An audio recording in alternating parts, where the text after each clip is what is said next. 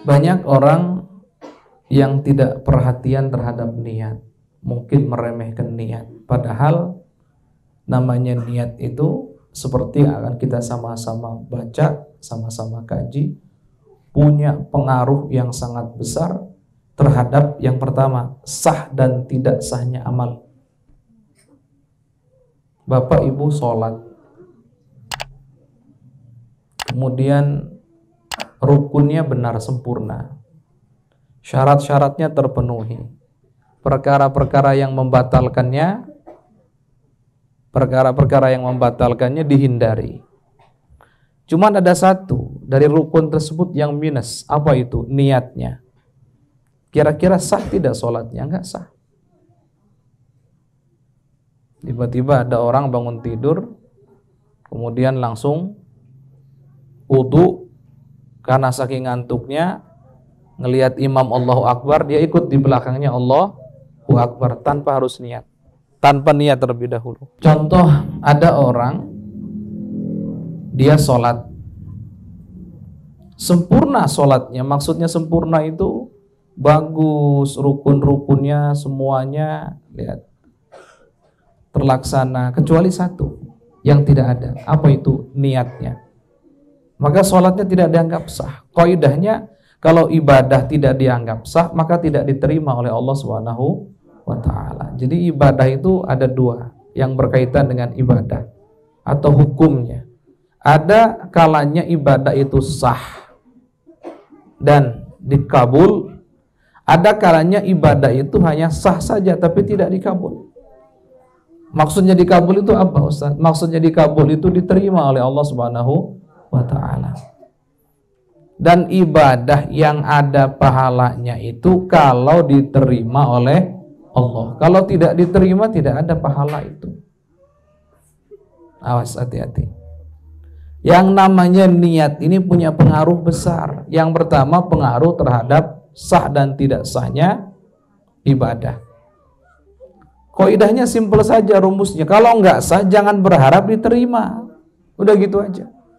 Kalau tidak diterima, jangan berharap ada pahalanya. Oleh karenanya, niat itu penting sekali. Karena niat itu bagian daripada ibadah. Dalam sholat rukun, dalam puasa rukun, dalam haji rukun, dalam umroh rukun. Artinya kalau sampai kelewat, nggak jadi ibadahnya, nggak sah dan otomatis tidak diterima. Nah, sekarang yang kedua, niat itu punya pengaruh juga dalam hal apa? Dalam hal diterima atau tidak diterimanya amal kita.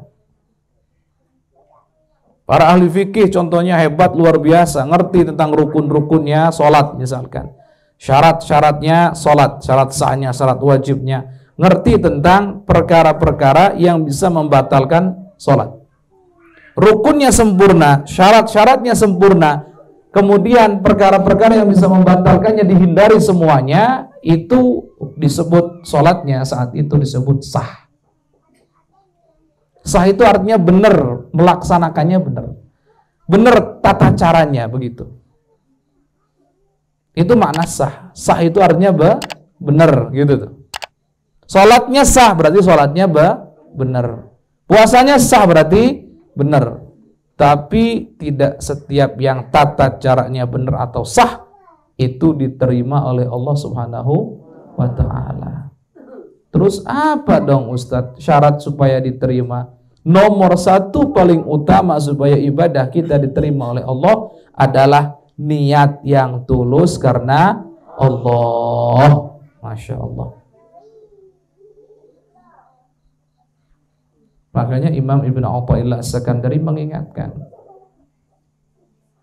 bisa jadi kata beliau, pintu ketaatan itu dibuka untuk kita, tapi tidak dengan pintu qabul diterima oleh Allah. Nah, makanya kalau kita kok sudah lihat ini, lihat keadaan kita saat ini, kalau kita kok belum senang yang namanya taat, maka ayo berupaya untuk bisa taat dan senang taat. Kalau sudah kita kok taat, senang sholat, senang ngaji, senang puasa, jangan puas sampai di situ. Masih ada tugas supaya ibadah diterima. Apa itu tugas kita? Memastikan niat kita nomor satu, tulus karena Allah. Saat itu baru sholat itu diterima, dapat pahala, berarti akan jadi derajat di surganya Allah nanti. Begitu. Dan niat itu juga punya pengaruh penting dalam hal yang ketiga, pahala. Sekarang contoh, ada di sini yang punya hutang? Nggak usah angkat tangan, takut semuanya angkat tangan, ini repot nanti. Nggak usah. Apa hukum membayar hutang? Hukum membayar hutang wajib. Wajib itu apa maknanya? Banyak orang mengatakan wajib itu maknanya adalah kalau dilakukan dapat pahala, kalau ditinggalkan dapat dosa. Sebetulnya itu bukan makna wajib, tapi tanda-tandanya wajib. Karena perkara wajib itu maknanya adalah apa yang diperintahkan oleh Allah atau oleh Rasulullah, perintah yang kuat, itu makna wajib. Contoh, bayar hutang, hukumnya wajib. Kenapa? Karena Allah perintahkan, karena bagian Nabi perintahkan. Dan perintahnya kuat, selesai, berarti harus dilakukan. Berarti wajib harus dilakukan.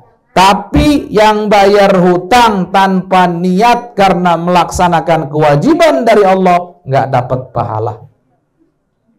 Loh, iya tak Ustaz? Iya. Walaupun hutangnya 1 miliar, dibayar 1 miliar, tapi nggak niat untuk melaksanakan perintah Allah, nggak dapat pahala apa-apa. Cuman lunas hutang saja. Supaya dapat pahala bagaimana? Perlu adanya niat. Maka niat ini berpengaruh ada pahalanya atau tidak. Ini hati-hati, ini penting sekali bab niat ini, makanya ini. Baik, meninggalkan keharaman seperti zina, naudzubillah, seperti membunuh, naudzubillah, seperti minum minuman keras, naudzubillah, seperti menggunjing, naudzubillah. Itu hukumnya apa? Meninggalkannya hukumnya apa? Meninggalkannya hukumnya wajib. Melakukannya haram. Meninggalkannya wajib. Baik, sekarang kita duduk di tempat ini berarti otomatis meninggalkan keharaman. Tapi apa otomatis dapat pahala meninggalkan zina, meninggalkan membunuh, meninggalkan mencuri, meninggalkan mabuk-mabukan, meninggalkan mengunjing? Apa dapat pahala itu semuanya? Jawabannya tidak. Nah, terus katanya Ustadz, wajib itu kalau dilakukan dapat pahala. Kebalikannya, haram kalau ditinggalkan dapat pahala. Kan katanya begitu. Iya, tapi ada syarat itu Ibu Bapak. Syaratnya apa? Harus ada niat. Jadi kalau Bapak Ibu semuanya diem di tempat ini, Masya Allah, niatnya meninggalkan kemaksiatan yang disebutkan tadi itu, ngalir keran pahalanya. Ninggalkan berzina, ngalir pahalanya. Niat ninggalkan mencuri, niat ngalir pahalanya. Niat meninggalkan menggunjing, ngalir pahalanya. Masya Allah, luar biasa. Itu karena apa? Karena berkat niat. Makanya jangan entengkan urusan niat. Niat berpengaruh pada sah ibadah. Niat berpengaruh pada diterima dan tidak diterimanya amal ibadah. Niat berpengaruh kepada dapat tidaknya pahala.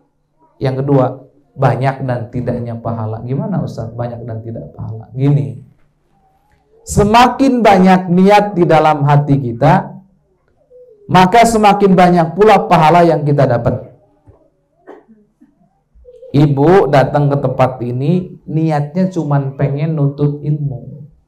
Berarti ada berapa niatnya? 1. Dapat pahala enggak? Dapat. Beda dengan yang datang ke tempat ini pertama niat pengen nuntut ilmu. Kedua, niat pengen silaturahim dengan orang-orang soleh soleha.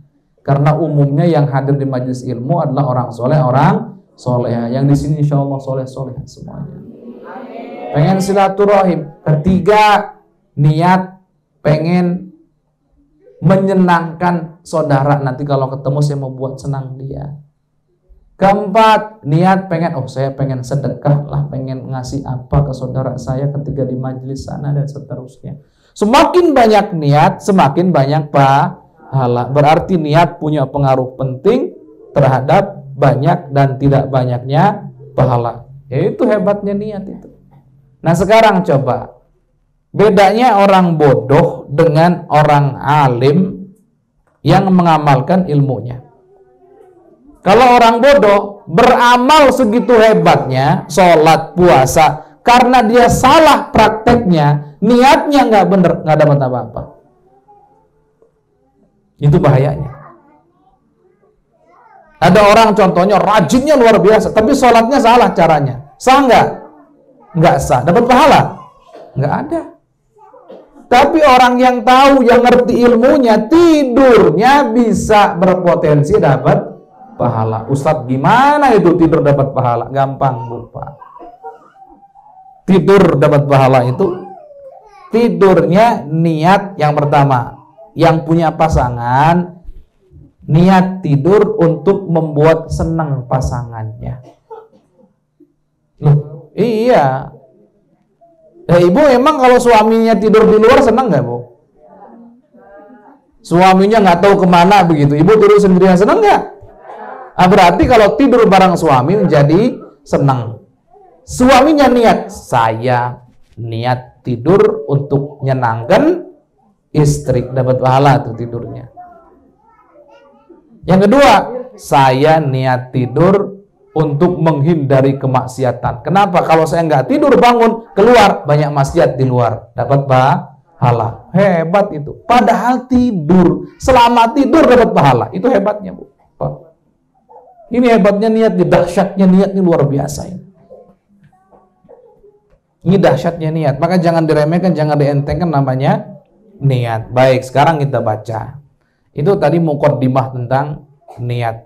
Intinya tolong masing-masing dari kita jangan pernah meremehkan yang namanya niat. Amal banyak tanpa niat tidak sah. Amal banyak tidak tulus, niatnya sah, mungkin bisa jadi tapi tidak diterima oleh Allah. Bayangkan yang punya ilmu niat ini kemudian praktek niatnya, amalnya sedikit, karena niat yang banyak dapat pahala banyak. Nah itu makanya. Maka tidak heran tidurnya dapat pahala, duduknya dapat pahala, makan dapat pahala. Ini gimana ceritanya ini makan dapat pahala? Kan makan itu kan melampiaskan hawa nafsu. Kau bisa dapat pahala? Iya. Niatkan ketika makan supaya jasad kita kuat digunakan ibadah kepada Allah. Jadi tujuannya supaya kuat ibadah kepada Allah. Itu setiap suapan nasi yang dimakan semuanya bernilai pahala. Ya Masya Allah. Itu hebatnya tuh. Orang bodoh yang nggak ngerti ilmu niat, ibadahnya banyak, nggak ada pahalanya. Tapi orang yang ngerti ilmu niat, kelihatannya biasa-biasa saja, makan, tidur, ini seterusnya, tapi kok dapat pahala banyak. Bahkan yaumul qiyamah nanti, masing-masing kita ini akan dibangkitkan tergantung niatnya masing-masing.